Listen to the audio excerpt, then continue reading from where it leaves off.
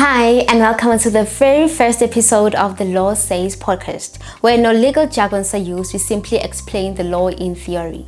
Please note that the opinions and views that are expressed in this video do not constitute professional advice. If you need any professional advice, please do contact the legal professionals.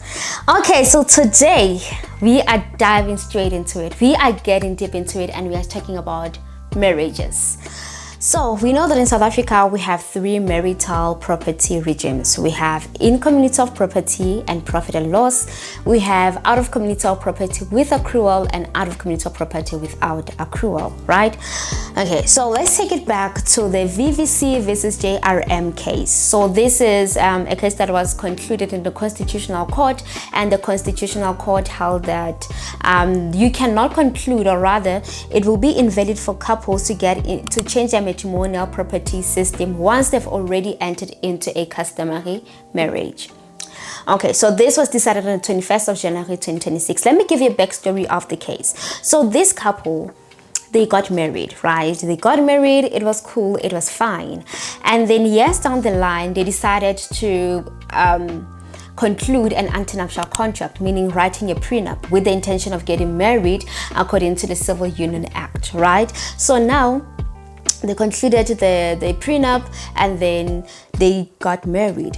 Okay, they got married, it was cool, it was fine.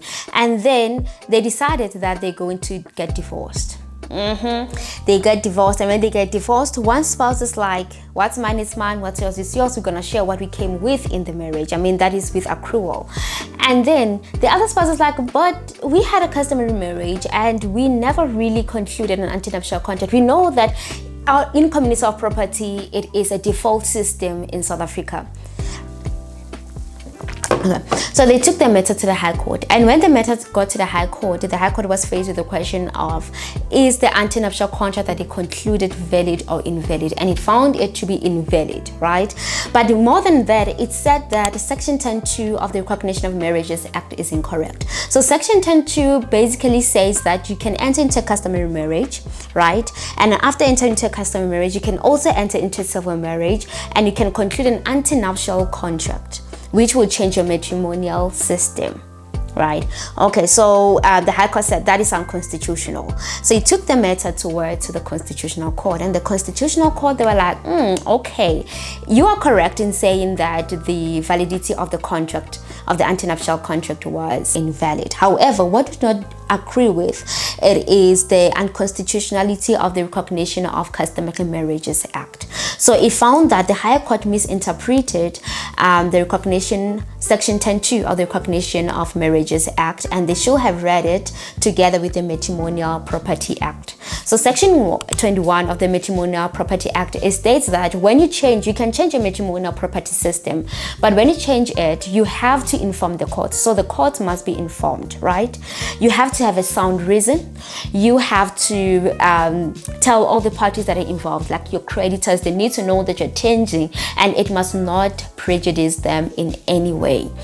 Okay, so what this whole case teaches us is the fact that customary law, or rather customary marriage, it's in the very same level as civil marriage. It does not mean that civil marriage overrides customary marriage. They are both equally treated, right, in our law, and they're both recognized within our law. And that we should, like, before you conclude, or rather before you enter into a customary marriage, if you do not want to be married in community of property, you have to conclude an antenuptial contract before, right? And if you're going to conclude it after a customary marriage, you need to ensure that you tell the courts, right? Private agreements between you and your spouse agreeing and the lawyer alone, that is not enough. You have to let the court know. You have to let your creditors know. You have to let everyone that is involved to know that you're changing your matrimonial property system, right? So it is one thing to change your marriage from customary law to civil marriage, from customary marriage to civil marriage, sorry. And it is another to change the system, meaning from in community of property to out of community of property. So these are different things, and that you should actually take into consideration when you want to change your marriage system or your marital regimes. Okay, thank you for listening and for tuning in. Please comment down below, subscribe and like the video, and more content is about to come. Bye.